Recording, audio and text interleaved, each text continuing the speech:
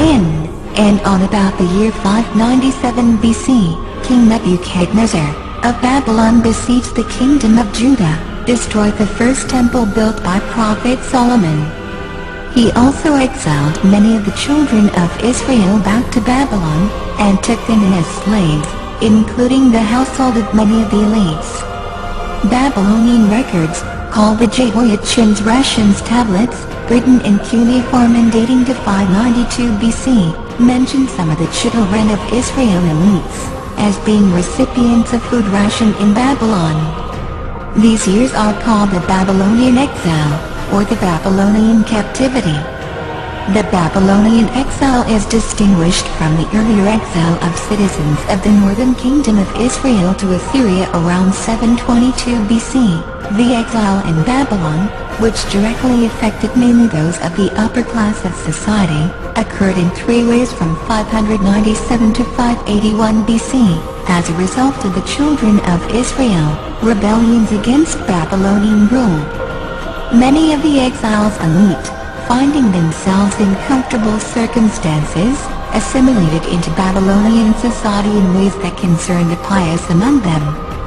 We read this from the Bible. Ezekiel denounced such men as a rebellious house, and parts of the book of Isaiah, written during exilic times, likewise expressed concern over the adoption of Babylonian traditions.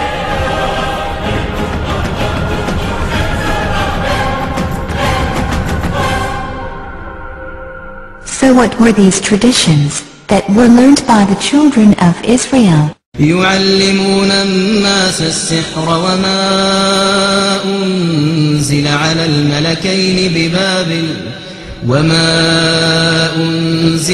الملكين ببابل هاروت وماروت وما يعلمان من أحد حتى يقولا إنما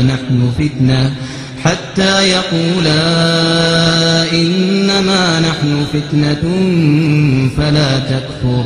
The two angels must have come down in human form to teach those who wanted to learn, after warning them, as stated in God's book. In another chapter in regards to angels taking on human form, we read, وَلَقَدْ جَاءَتْ رُسُلُنَا إِبْرَاهِيمَ بِالْبُشْرَى قَالُوا سَلَامًا قَالَ سَلَامٌ فَمَا لَبِثَ أَنْ جَاءَ بِعِجْلٍ حَنِيذٍ فَلَمَّا رَأَى أَيْدِيَهُمْ لَا تَصِلُ إِلَيْهِ نَكِرَهُمْ وَأَوْجَسَ مِنْهُمْ خِيفَةً قَالُوا لَا تَخَفْ إِنَّا أُرْسِلْنَا إِلَى قَوْمِ لُوطٍ.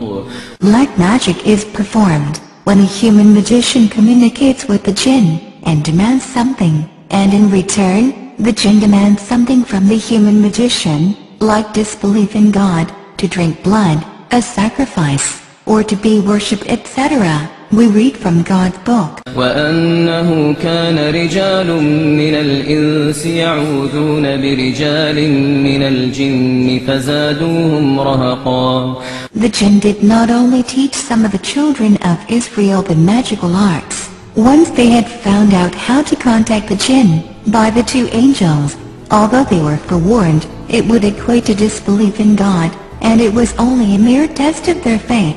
Many of them wrote down the instructions on how to perform black magic, and have tried to keep it a secret ever since. The jinn continued to teach them magic, and accused Prophet Solomon of committing disbelief, by practicing black magic. This is the reason why black magic practiced by many occultists today, is associated with Prophet Solomon, due to these accusations by the jinn, which were then adopted and transmitted by the Jews and other occultists, to this very day. So why did the jinn accuse Prophet Solomon of practicing magic?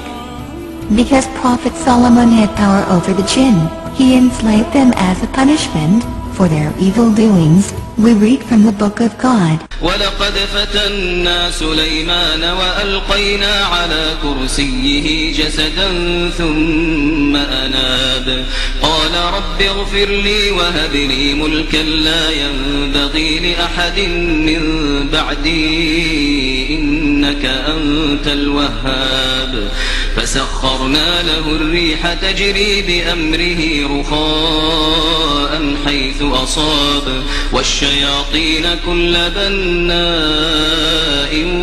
وغواص وآخرين مقرنين في الأصفاد هذا عطاؤنا فامنن أو أمسك بغير حساب